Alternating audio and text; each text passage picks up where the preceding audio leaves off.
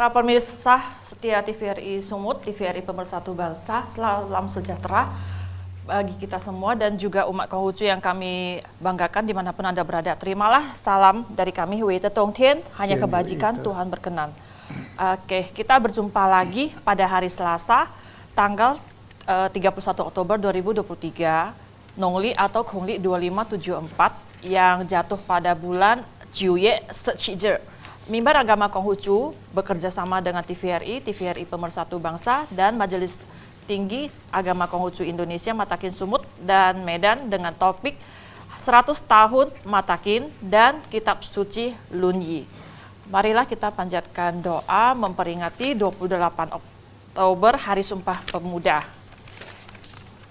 Oke. Kehadirat Huang Tian Sangti yang Maha Yuan Heng Li Chen dalam bimbingan rohani Ta Cheng Zhi Seng Tian Si Mu Duo Kong Zi dan para senming serta segenap arwah para leluhur cincai, berolehlah kami kekuatan dan kemampuan untuk senantiasa membina diri, menjunjung tinggi kebenaran dan menjalankan kebajikan. Puji dan syukur kehadirat Huang Ti Sangti memperkenankan pada saat ini, tanggal 31 Oktober 2023, kami berhimpun bersama dalam memperingati Hari Sumpah Pemuda 28 Oktober 2023 yang bersejarah bagi bangsa Indonesia dengan penuh makna suci dan sakti. Daripada peristiwa ini, pembangunan dan kebangkitan nasional telah menggugah para pemuda untuk membulatkan tekad dengan mengucapkan sumpah bahwa sebagai pemuda bangsa Indonesia berprasatya berbangsa satu bangsa Indonesia, bertanah air, tanah air Indonesia, menjunjung tinggi bahasa persatuan bahasa Indonesia. Sumpah suci ini telah mengokohkan kesadaran bangsa Indonesia walaupun beraneka namun merupakan bangsa yang satu, yaitu bangsa Indonesia yang Bhinneka Tunggal Ika. Dengan peringatan mengenang peristiwa yang penuh akan makna suci di Hari Sumpah Pemuda ini, semoga dengan rahmat dan restu Huang Tian Sangti lebih dikokohkan semangat persatuan bangsa dan meneguhkan adanya persatuan dan kesatuan bangsa Indonesia. Terbinalah semangat persaudaraan, kerukunan, dan kegotong royongan yang boleh membawakan suksesnya pembangunan bangsa di segala bidang, sehingga dapatlah terselenggara masyarakat yang adil, makmur, dan sejahtera. Seperti yang tersurat di dalam kitab suci Sesu Mengzi, Jilid 1B pasal 15 ayat ketiga. Tanah air harus dijaga dari generasi ke generasi, tidak boleh ditinggalkan sekedar pertimbangan pribadi. Bersiaplah untuk mati, tetapi jangan pergi. Dengan peringatan ini, senantiasa para generasi muda yang menjadi generasi penerus dapat selalu berkontribusi dalam menjaga dan membangun bangsa Indonesia. Dengan setulus hati kami bersujud, dengan sepenuh kebajikan di dalam hati, cincai, sembah dan sujud kehadirat Huang Tian Sangti. Jauhkanlah hati kami dari segala kelemahan, jauhkanlah dari sifat keluh gerutu kepada Huang Tian, sesal penyalahan, sirik dengki kepada sesama, melainkan dapat tekun belajar hidup benar dari tempat yang rendah ini. Terus maju menuju tinggi menempuh jalan suci, teguhkanlah iman kami, yakin Huang Tian Sangti senantiasa penilik, pembimbing dan penyerta di dalam kehidupan ini. Sungguh maha besar, maha mulia, Tian senantiasa melindungi kebajikan. Huang Yi Sangti, Wei Tian Yute, Sancai. Medan di tanggal 31/2023 dinaikkan oleh Tauchin Laksmi Soekarto. Permisah yang saya muliakan, saya Tauchin Laksmi Soekarto sebagai MC sore hari ini bersama narasumber tokoh agama Konghucu yang sudah hadir di tengah-tengah kita ini, yaitu Bapak Canglo Muslim Linggo. Akan bersama kita selama 1 jam ke depan membahas tentang 100 tahun Matakin dan Kitab Suci Lunyi. Baiklah, mari kita sapa narasumber kita Bapak Canglo Muslim Linggo. Selamat sore, salam kebajikan, Wei Tetong Tien. Apa kabar? Baik, kabar baik. Selamat sore, salam kebajikan, Wei Tetong Tien. para pemirsa TVRI dimanapun Anda berada, dan Tauchin umat Konghucu. Terimalah salam Wi Tetong Tien, hanya kebajikan, Tuhan Tien berkenan. Sisi. Terima kasih. Pemirsa, untuk mempersingkat waktu kita, marilah kita mulai topik ini ya. Pak Canglo Muslim, dapatkah menjelaskan sekilas sejarah mengenai 100 tahunnya Matakin? Baik, terima kasih. Nah, tentang Matakin ini tidak serta-merta ada pada saat ini atau pada era setelah reformasi ini. Namun dia jauh sebelum adanya Negara Kesatuan Republik Indonesia yang mana pada saat itu disebut Nusantara. Nah, untuk hal adanya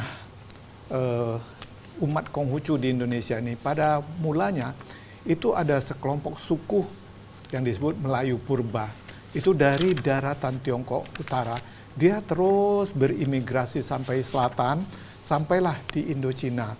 Nah, pada saat itu mereka memakai adat istiadat yang disebut namanya Ru Chiao, yaitu berkebajikan.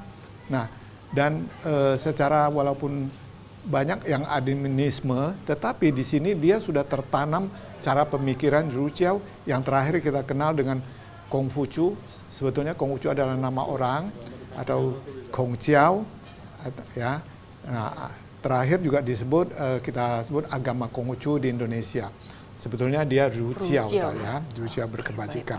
Jadi dalam hal ini Majelis Tinggi Agama Konghucu ini dia mempunyai sebuah cara berpikir pandang secara kitab-kitab purba, kitab klasik, susu ucing itu. Tapi diantaranya ini yang ada tadi namanya The Analects of Confucius yang kita sebut Lun Yi. Lun Yi. Jadi Lun Yi adalah percakapan antara Nabi Konghucu dengan murid-muridnya. Murid ada 3.000 sekian orang dan 72 yang luar biasa dan 3-4-5 orang yang bagus, nanti yang akhirnya menerjemahkan, mengejewantakan, menulis ini menjadi Tasie, Chongyong, Mence, Sesu. Nah, disatukan yang biru tadi menjadi Sesu, 4 kitab nan suci tadi. Nah, ini yang klasik tadi semua akhirnya disempurnakan oleh Nabi Konghucu. Kita kembali ke sejarah tadi. Nah, alhasil pada waktu itu tahun 23 sebelum Masehi sudah berlanglang buana lah nenek moyang kita dari utara turun. Nah, pada saat itu adalah pada saat dinasti Yao Sun pada itu. Nah, Yao Sun, nah maka itu yang kita pakai baju yang panjang yang sekarang kita bilang baju koko itu namanya Tang San, yang disebut Chong Sam. Chong Sam. Nah, terakhir kita sebut baju koko. Nah, kalau untuk acara seremoni mengenai tentang ibadahnya itu disebut tradisional disebut Tau Pao, yang wanitanya disebut Qi Pao, betul. Nah, jadi ini berkembang dan disesuaikan terus-menerus sampai sekarang. Nah, dalam hal ini untuk pembuktiannya apakah benar secerita ini saja, kita bisa lihat artefak-artefak yang ada di Nusantara, yaitu ada sepatu, ada tembaga, kuningan, dan lain-lain itu. Nah, di Pulau Kur atau di dekat Manado situ. Nah, ini ada juga di daerah mana, yaitu di daerah Tiongkok sangat luar biasa banyak. Nah, luar biasa banyak berarti di situ mungkin boleh jadi kita sumbernya. Namun setelah diselidiki di Siberia, di Eropa Timur. Namun yang dekat India ini kita lihat dia tidak ada, malahan terbalik. Nah, di Indonesia ada. Nah, inilah yang akhirnya dari Indochina dia terus turun. Nah, sampailah di Indonesia, maka itu dia ada di Indonesia ini. Nah, pada saat itu di Indonesia itu kita mungkin orang sejarawan itu akan tahu itu adalah penduduk aslinya kita Indonesia tadi orang Mojokertensis dulu. Nah, jadi ini dia menyatu menjadi satu, membumi. Nah, kita bisa lihat lagi terus tahun demi tahun terus berjalan, dia datang berdagang, berbisnis, pulang pergi. Akhirnya ada yang mau menetap. Seperti menetap di mana? Di Makassar, dia bikin kelenteng tadi. Nah, itu kelenteng. Nah, sebetulnya di Manado, di Lasem. Nah, termasuk kita di Sumatera Utara, Medan ada, itu di Marelan itu, yang kita sebut kampung Cina tadi itu. Nah, itu ada itu. Ada nah, di daerah sana ya? Iya, benar. Nah, sudah itu, di Banda Aceh kita lihat ada peninggalannya tuh jam cakradonyanya. Maka itu Aceh disebut Pak Arab, Cina, Eropa. Hindustan atau Hindu tadi. Iya. Nah, jadi menyatu. Jadi begitu juga nanti akhirnya datangnya Cheng Ho tadi. Nah, ini mulai berkembang semua. Nah, jadi sekilas Berbaur jadinya, dia ya. berbaur. Sekilas tentang sejarah kedatangan nenek moyang kita ke Nusantara ini. Nah, jadi mungkin ada orang yang akan membantah nanti gitu ya. Jadi dalam hal ini kita bisa melihat dari sejarah, ya, sejarah Samawi ini. Si Nabi Nuh mempunyai sebetulnya 4 orang anak, tapi dia 1 meninggal, nggak mau naik kapal Batra, tinggal 3 sama Yafes. Kita keturunan Yafes. Nah, inilah turun sampai sekarang, sampai di sini. Jadi Saumateng sama Kuning Langsat tadi.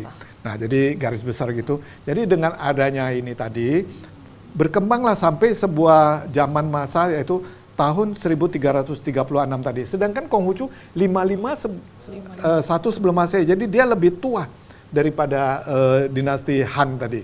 Nah, di sini sudah ada ajaran. Nah, yang lalu pernah saya sebutkan mengenai silsilah kenabian Fusi Senong Fang Ti Yao Sun Itan Wen U Chou Kong. Nah, di sini Wen U Chou Kong tadi itu ada dinasti Han di atas, dinasti Sang tadi, lain-lainnya. Ya, nah, Sang di sini itu sudah berkembang agama Ru Jiao. Nah, yang terakhir karena masuk 551 setelah Konfusius sudah dewasa, dia berguru sama Lao Tse juga, mempelajari dan memungkul buku itu, akhirnya dia berlanglang buana, itu yang disebut Chou Yu Lie Ko tadi. Karena untuk pembuktian sebuah firman Tuhan, dia harus mengumpul data dan mengajarkan para orangnya. Nah, akhirnya setelah 3 tahun terakhir dia menyelesaikan penyusunan buku ini dan lain-lain, dan murid-muridnya kemudian setelah belajar baru ada tulis yang sesu ini tadi berdasarkan dialek tadi ini ya, apa ini tadi Lun ini tadi. Iya. Nah, jadi Alkisah garis besarnya kira-kira demikian. Nah, jadi kembali yang di Manado tadi nama Ban Hin Kiong. Nah, itu pada tahun 1819. Nah, sedangkan yang di Makassar itu nama Tian Hock Kiong, itu di Makassar. Nah, masih ada lagi Rumah Abu Kong Tiksu. Nah, itu 183, itu di Jakarta, dan kelenteng-kelenteng. Nah, mengingat perkataan kelenteng tadi ini banyak dikonotasi dan banyak diperebutkan oleh umat-umat orang ya, tapi nggak masalah mengenai perebutan karena barang bagus pasti direbut, barang bagus orang nggak merebut. Ya, bagus barang namanya. Ya, baik. Jadi ini kelenteng ini adalah hasil dari campuran bahasa dari bahasa Mandarin tadi, bahasa Tionghoa tadi, akhirnya karena lidah kita orang Indonesia payah mengucapkannya, sebenarnya dia Kuan Inteng. Tapi dia ada mukolonceng teng teng teng, opo iku kok saben dino tang teng tang teng, jadi menjadi wes payah kali jadi kelenteng gitu. Nah, jadi kelenteng, bio itu bahasa daerah miao, kong, litang. Nah, ini adalah sudah ada tertulis di ADART dan sudah dimasukkan catatan di Departemen Menteri Keagamaan, semua sudah sangat jelas tadi. Nah, bagi tadi yang memakai sih boleh-boleh saja, tapi jangan disalahartikan, jangan disalahgunakan, jangan dibikin sinkretisme. Kalau bahasa kita ini supaya gampang menjadi gado-gado. Kalau bahasa China menjadi capcay gitu. Nah, di sini nanti di belakang yang dijelaskan itulah munculnya Tionghoa Hui Kuan tadi dan munculnya Kong Zhe Xie Hui tadi atau Kong Zhe Zhong Hui tadi. Nah, akhirnya menjadi matakin. Baik. Untuk apa? Untuk nanti kita akan menyambung lagi pembincangan kita. Marilah kita menyaksikan yang satu ini.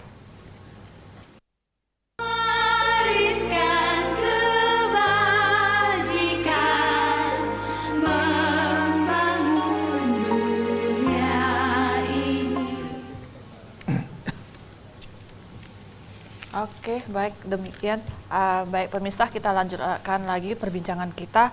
Nah, dari yang tadi saya dengar dari Pak Canglo Muslim itu, saya dapat merangkum sedikit itu ternyata tentang ceritanya itu adalah perjalanan yang cukup panjang dan banyak penuh dengan cobaan ya Pak ya.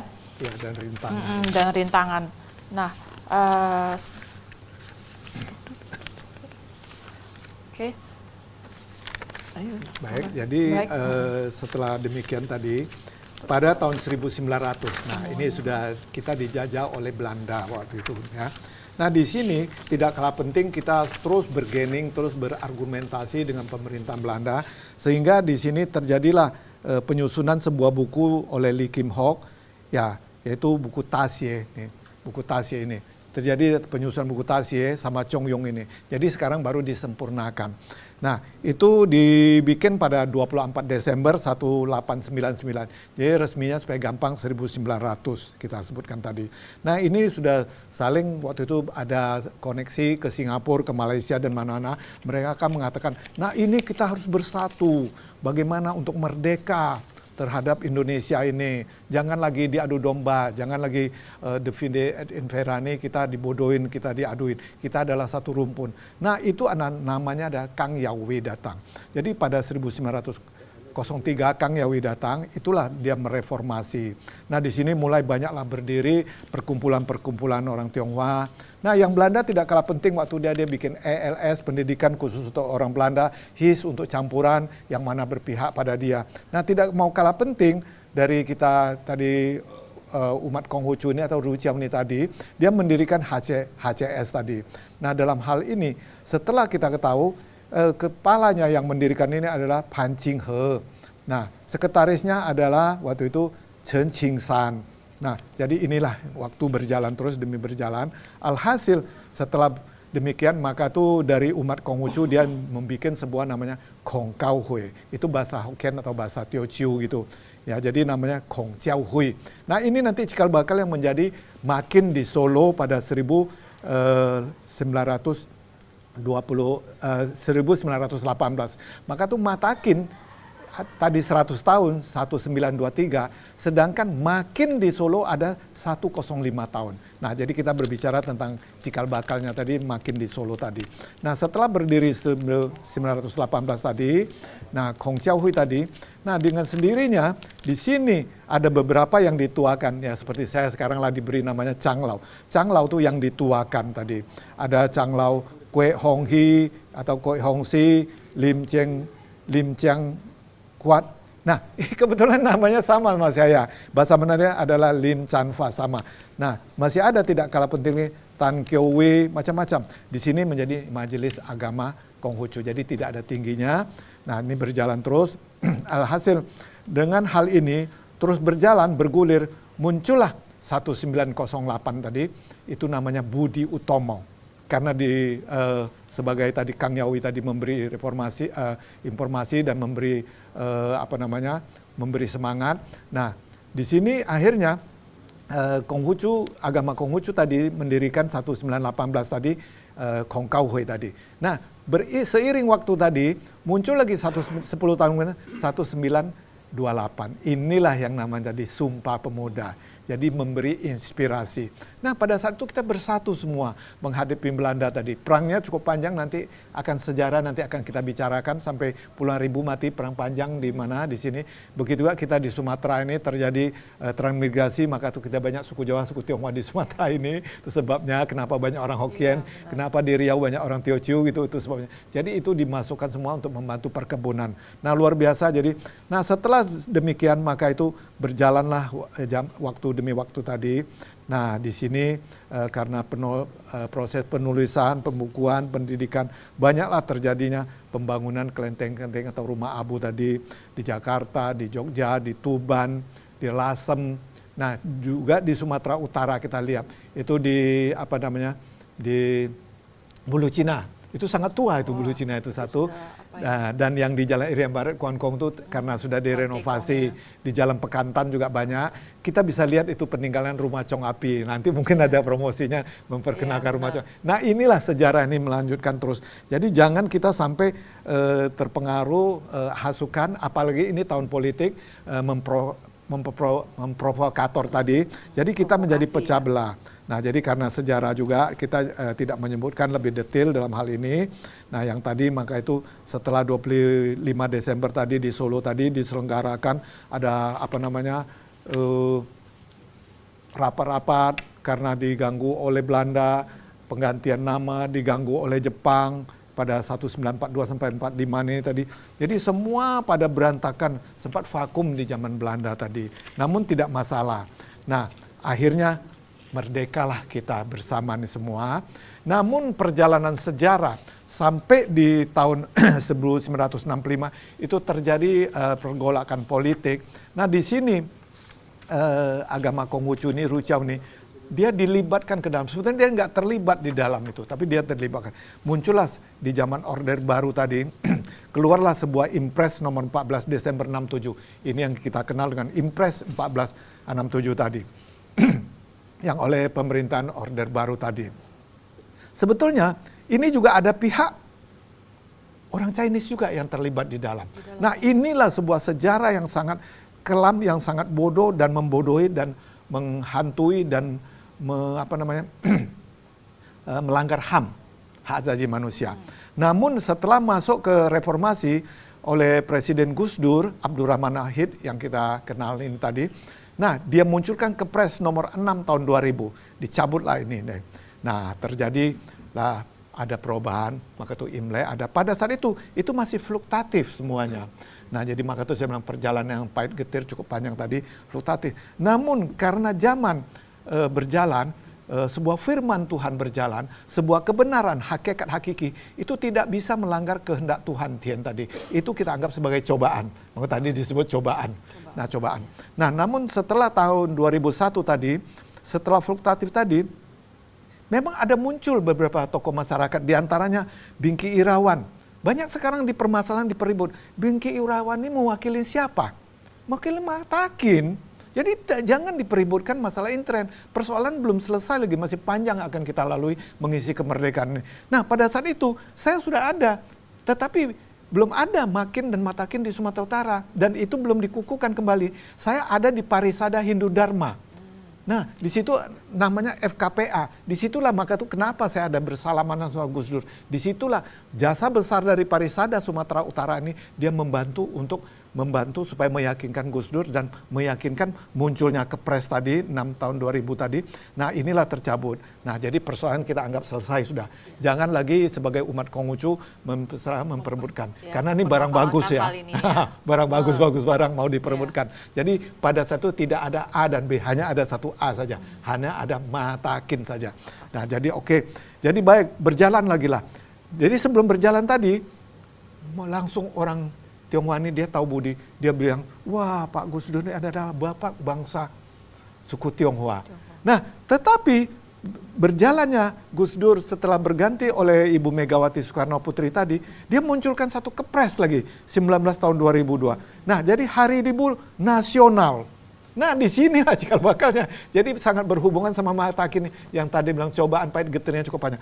Muncullah di sini hari libur. Nah di sini termasuk saya pribadi dan dari Matakin mewakili memberi sebuah gelar Ibu Bangsa Tionghoa. Ibu dia. Tadi ada bapak, pasti ada ibu ya. Nah, Yusril Ija Mahendra, Profesor Ija Mahendra, dia yang memberi gagasan, inilah pelopornya dia membantu. Jadi terjadilah sebuah pembenahan, membenahi sebuah pemerintahan reformasi, terjadilah ini hari Matakin ada sekian. Dan ada inilah ini harinya. Nah, jadi dalam hal dan ini juga, menerbitkan bahwasannya bisa maksudnya Imlek itu bisa dimasukkan ke dalam kalender ya. Ya. Jadi Imlek dalam kalender ini tadi alhasil di tanggal 24 bulan 1 tahun 2006 Menteri Agama dengan surat edarannya tadi supaya umat Konghucu ini dia bisa sebagai pemeluknya dilayani. Itulah hak sipilnya tadi, jadi dilayani. Nah dengan terbitnya 24 bulan 1 tahun 2006 Menteri Agama tadi. Nah surat edaran. Nah sebulan kemudian 24 bulan 2 2006 dari Mandagri lagi, Menteri Dalam Negeri lagi, menerbitkan satu surat pelayanan hak sipil pemeluk agama Konghucu. Nah luar biasa pemerintah kita ini.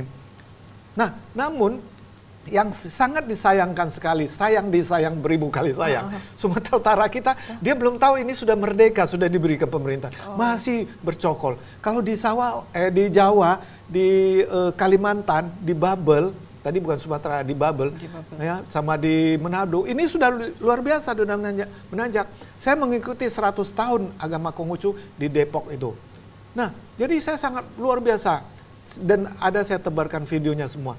Tapi nggak apa-apa, masa pembelajaran, masa biasa kemerdekaan dan sesuatu itu masih ada ketinggalan. Mohon sebagai umat Konghucu di Sumatera Utara supaya bisa mengetahui ini berita banyak baru. Belajar.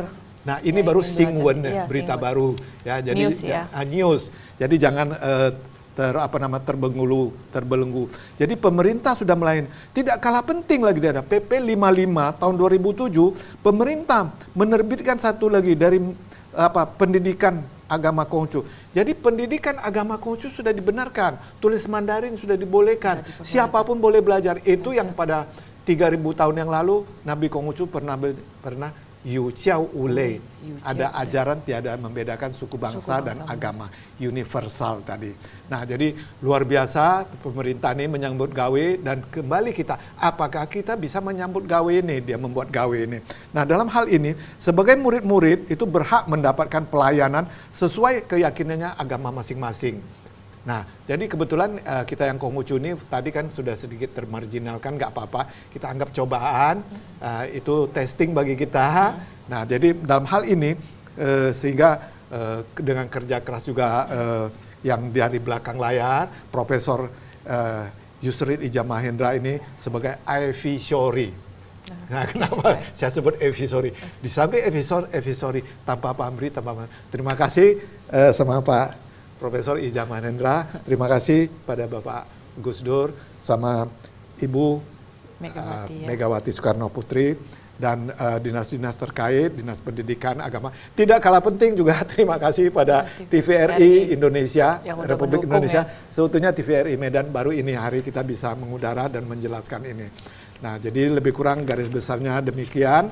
Nah, dalam hal ini untuk kelanjutannya tadi, menteri-menteri tadi menerbitkan tadi semuanya.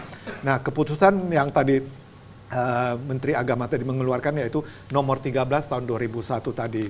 Nah, menjadi libur fluktuatif tadi, akhirnya dimunculkan lagi pada Februari 2002 tadi. Nah, dan mulai 2003 Imlek menjadi libur nasional. Ya, 2003. Ya. Jadi Alkisah perjalanan agama Konghucu ini berliku-liku tapi ada hasilnya ya terakhir. Ini pendewasaan, nggak apa-apa. Karena manusia tuh harus dipaksa dan terpaksa dan ditempa.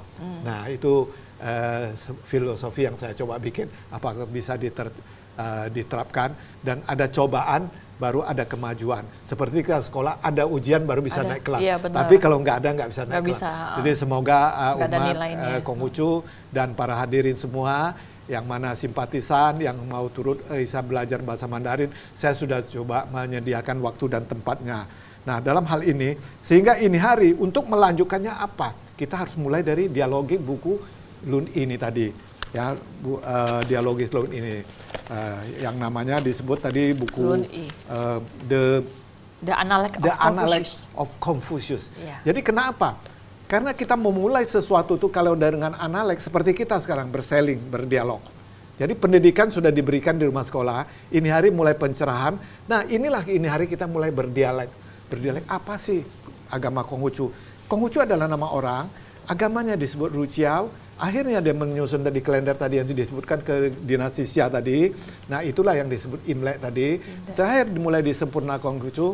Nah, banyak disebut Nongli atau Kongzili atau Imyangli. Kalau Imlek tadi adalah kalender Komaria sebetulnya berdasarkan bulan. Tapi berdasarkan bulan ada matahari di dunia dicipta oleh Tuhan atau Tian tadi. Dia ada selisih 11 hari perputarannya, orbitnya tadi. Inilah mengenai kalender Chinese Tionghoa ini Imlek yang Kongzili ini tadi ada Lun Gue atau bulan double tadi. Tapi namun tidak lari dari penanggalan seperti yang kita ada on air berapa bulan yang lalu, sebulan saya bilang ini bakal banjir madani di Belawan kan. Nyatanya benar. Jadi itu tidak akan lari. Jadi tidak, dan yang Mbak Chang tadi gravitasi matahari terjadi panas tadi sehingga telur bisa berdiri, jarum juga bisa berdiri, di air ya, benar. Di dalam air. Dan nanti madani tadi termasuk badan kita tadi yang ada kita bilang festival mongkek. Festival mongkeknya di festival, tapi kita adalah Zhongqiucie. Nah, jadi beda, ada hormat kepada Tuhan karena hasilnya dan karena malaikat bumi membantu, jadi kita menghormat. Sekaligus ada tadi seorang yang untuk bagaimana mau terlepas dari penjajahan dari dinasti Qin tadi, Qin Kuo tadi. Nah, itu adalah orang Mongolia. Jadi kita adalah suku Han dari sini turun terus. Nah, itu sejarah yang sudah dilalui, bicara tidak saya sambung lagi. Nah, baik, saya kembali ke itu. Jadi mulai tahun 1990 tadi, nah kita sudah mulai ada mempelajari sebuah pelajaran di sekolah negeri juga mulai sudah diterapkan, di swasta juga diterapkan. Nah, dalam hal ini tadi, walaupun pelanggaran HAM yang cukup berat dilakukan oleh pada pemerintahan saat itu dan diprovokator oleh seorang tidak kalah penting juga. Nah, yang kita singkat namanya nggak elok disebut itu, yaitu KS tadi ya. Ini akan membuat sebuah sejarah kelam. Inilah maka tuh anak-anak yang dilahir tahun 1960-an sampai 1990 itu rata-rata tidak mengenal bahasa Mandarin. Begitu kita kalangan etnis yang lain juga nggak bisa tadi. Jadi sangat merugikan pemerintahan Indonesia. Kita lihat nengok di Singapura, di di Malaysia itu semua pada bisa semua bisa ya. belajar bahasa Mandarin di sekolahnya iya, itu. semua bisa. Iya, Namun benar. sekarang pemerintah sudah ada, bukunya sudah diterbitkan, mas sekolah sudah ada, semua ada. Kita sangat berterima kasih sama Dinas Pendidikan tadi. Nah, dalam hal ini sehingga kita sebagai anak penerus bangsa ini, kalau mau mendirikan sebuah perkumpulan, hati-hati. Dan para pendirinya, ketuanya, ADART-nya sangat hati-hati. Pada saat itu kita sudah hati-hati dan baik, semua sudah menyatu. Tapi namun muncul gini. Jadi dalam hal ini, sehingga pada saat itu memang luar biasa banyak, seperti ada perkumpulan Sing Hui, Sing Hong Hui, Siong Ti Hui, Sing Nian Hui, macam-macam lah semua tadi. Tapi banyak yang tidak tahu, dia terjun di politik, tidak memegang tadi ajas pemerintah berdasarkan Pancasila PBNU tadi. Pancasila, Bhinneka Tunggal Ika, NKRI, Undang-Undang Dasar. Jadi hati-hati mau mendirikan sini. Jadi jangan semata-mata di ekonomi boleh, tapi hati-hati ekonomi sosial budaya dan ekonominya hati-hati, jangan terlalu memonopoli. Nah, ini mengucap. Nah, jadi berpolitik boleh, tapi jangan sampai jatuh ke jurang ini. Baik, terima kasih. Nah, inilah perbincangan kita mengenai tentang pemirsa tentang Alkisah, singkatnya 100 tahun Matakin yang kita saksikan. Nah, baiklah pemirsa, marilah kan sebelum kita melanjutkan tentang perbincangan kita ke topik yang lain, marilah kita saksikan yang satu ini.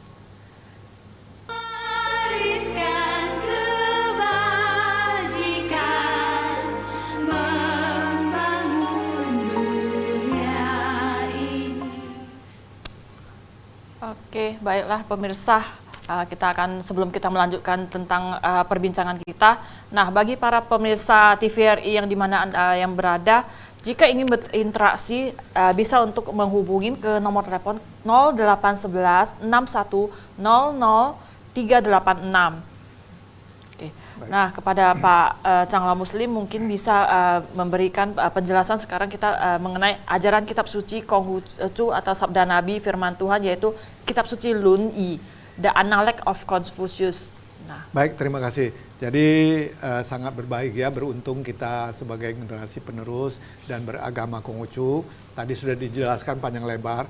Alhasil khusus untuk agama Konghucu di Indonesia, itulah dibikin nama kalau bahasa Mandarinnya Perkumpulan Agama Konghucu tadi, bahasa Mandarin Kongjiao Zhonghui. Yang inilah cikal bakal kelak melahirkan menjadi ya Kongjiao Zhonghui tadi dia Kongjiao Zhonghui tadi Kongjiao Hui Guan tadi, perkumpulan agama Konghucu tadi, akhirnya dijadikan Kongjiao Zhonghui, yaitu disingkat menjadi Matakin, Majelis Tinggi Agama Konghucu pada tahun 1923.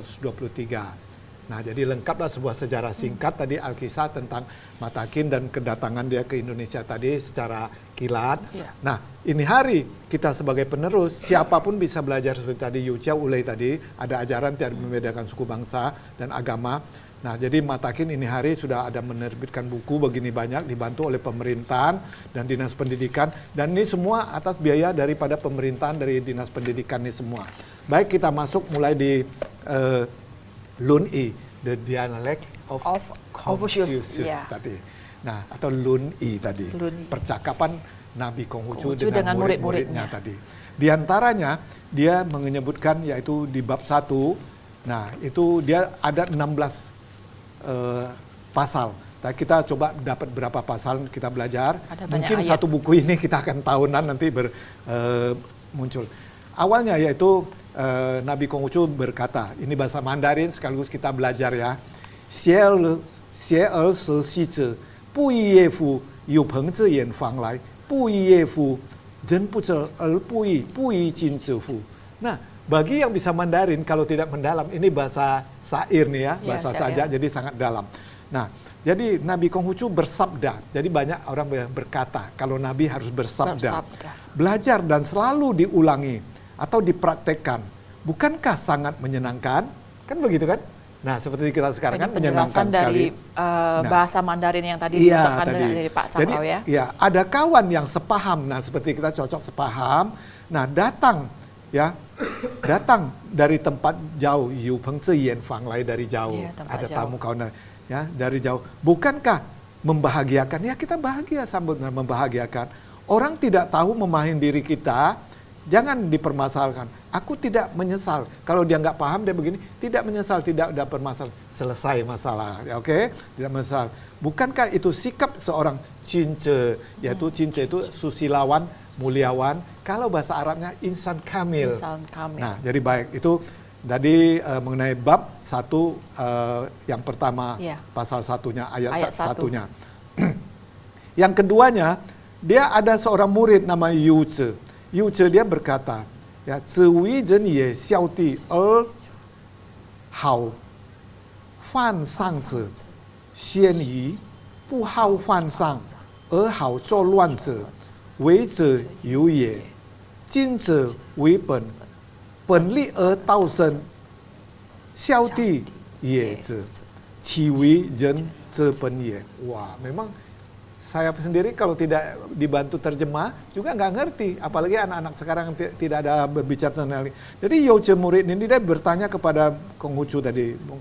Nah, Nabi Konghucu bersabda, orang yang berbakti pada orang tua akan mencintai saudaranya.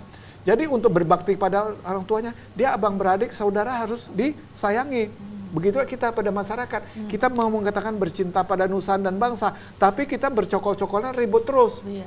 Nah, ini sudah tidak berbakti namanya. Nah, jarang menentang atasan. Menentang atasan arti berarti dia tidak menentang pemerintahan, tidak menentang orang tua atau pimpinannya. Tapi dia bisa selaras. Orang yang tidak suka menentang atasannya, tetapi suka melawan. Ya, apa bedanya? Tidak menentang, tapi dia melawan terus. Nah, ini akan kacau nih semuanya. Ini belum pernah terjadi kalau di bawah ajaran Nabi Konghucu. Nah, sebagai umatnya, sebagai agama lain, ini juga kita mau sama-sama hati berinteraksi. Jadi tidak ada kejadian yang begini kalau orang yang namanya insan kamil tadi, susilawan, muliawan ini tadi. Nah, seorang cince atau insan kamil ini, dia mengutama hal-hal pokok. Yang pokok penting apa?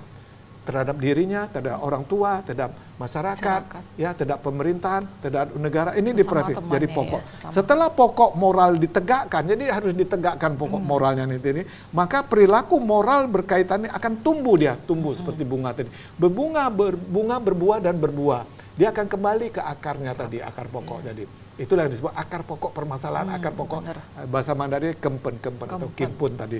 Baik, jadi kembali dia akan tumbuh. Laku bakti xiao ini tadi, berbakti tadi yang disebut paisan xiao wisian tadi. Berbagai ratusan kebaikan berbakti diutamakan. Dan akhirnya dikembangkan oleh murid-muridnya perkataan ini tadi, sini tadi. Jadi berbakti pada orang tua, mencintai saudaranya, ti itu yaitu dia tahu hierarki tingkatannya besar dan kecilnya. Maka itu ada panggil Pak Ci, Pak Tua, Aceh, Ape tadi, Papa, Mama, Cece, Kakak itu. Nah, jadi harus tahu itu deh, AI itu deh.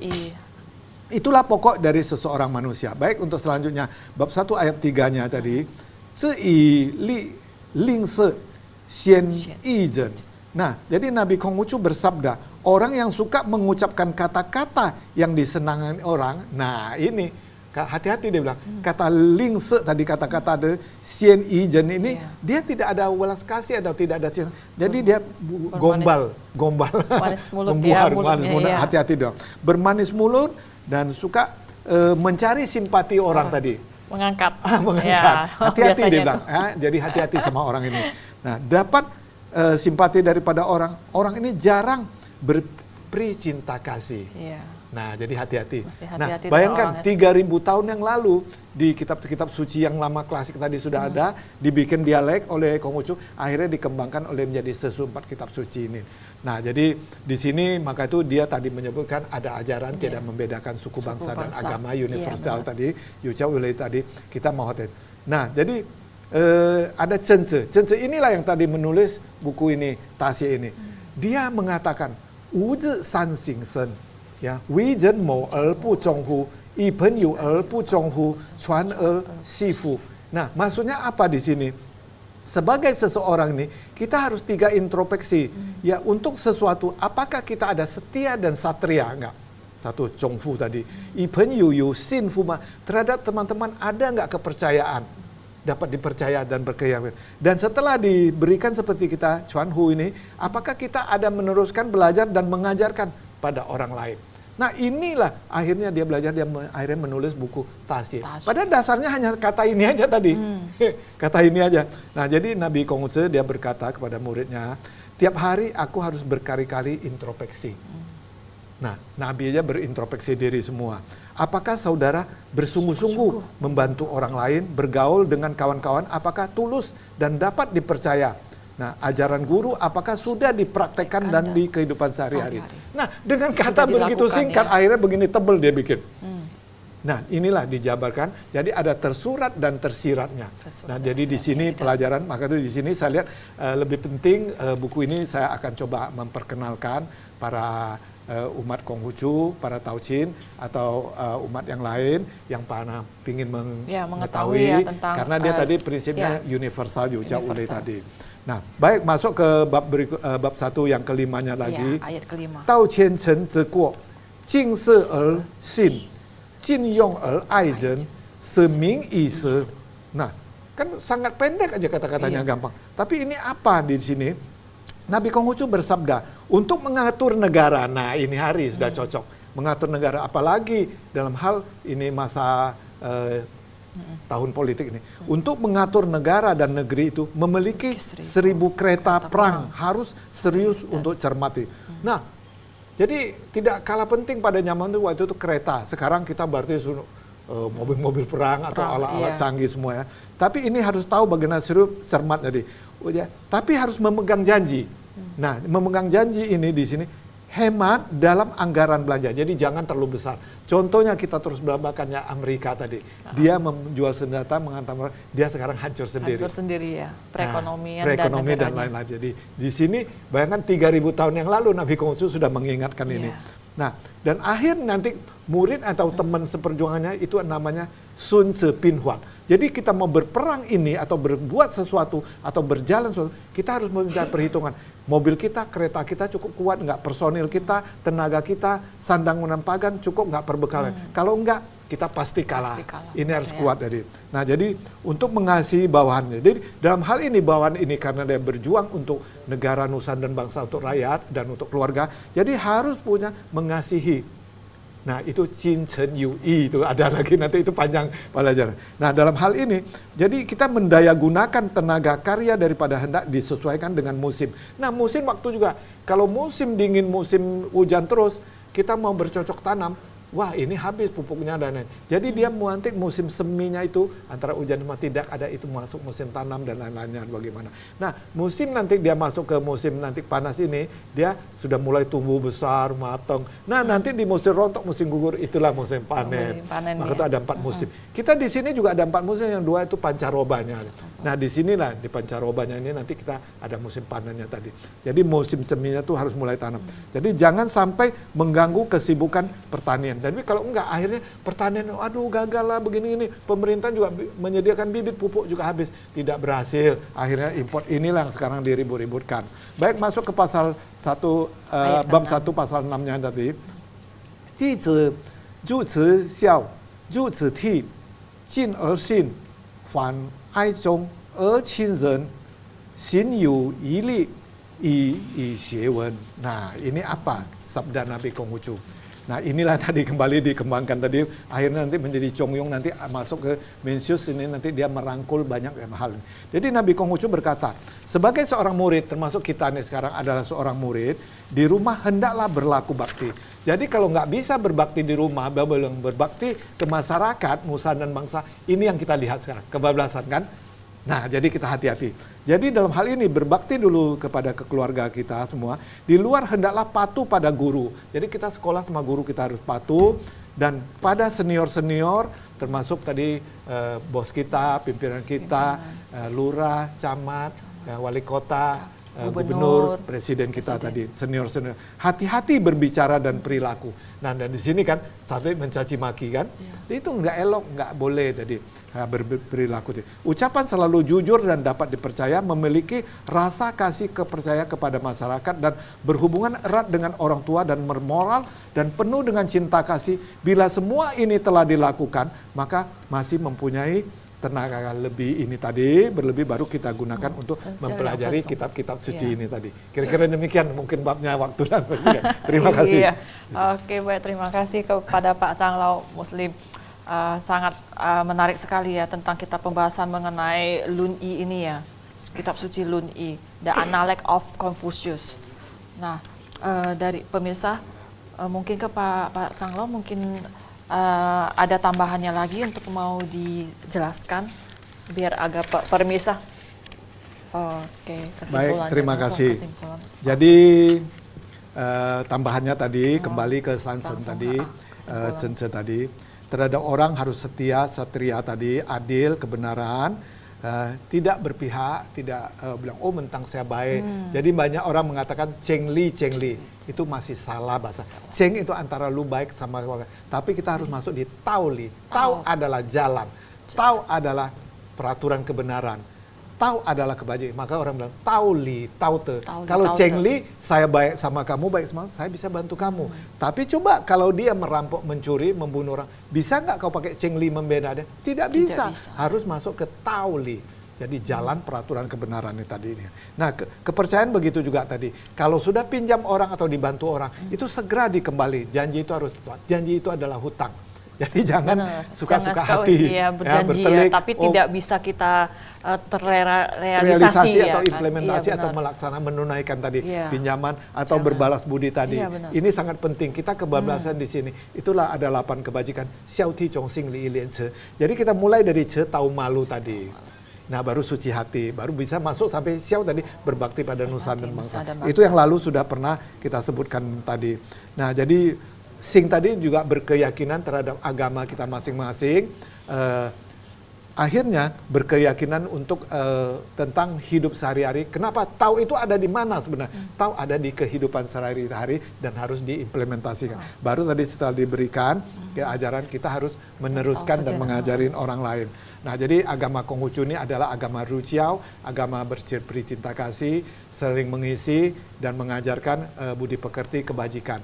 Nah, moga-moga ini bisa diterima sebagai way of life tadi, pandangan hidup tadi.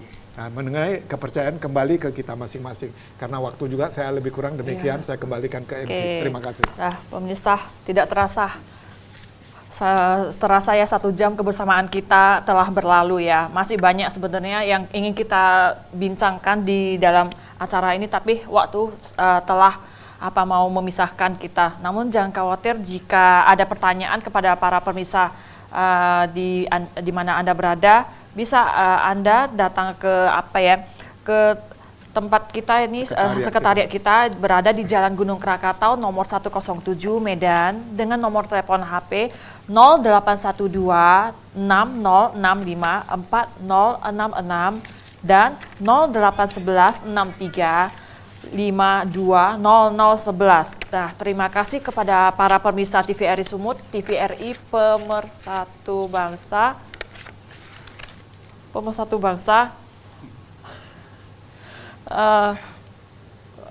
Dan kepada narasumber kami, Changlao Muslim Linggo, terima kasih telah berkenan hadir di TVRI Medan. Nah, Wita Tong Tien, hanya kebajikan Tuhan berkenan. Akhir kata saya Tausin Laksmi sebagai MC hari ini dan narasumber kami Canglah Muslim, kami mengucapkan sampai jumpa lagi. Xian Yu Yi de hanya satu kebajikan. Sanjay. Tuhan berkati. Tuhan, Terima kasih. Selamat 再见 hari. sampai jumpa kembali. Baik, terima kasih. Sampai jumpa dan selamat hari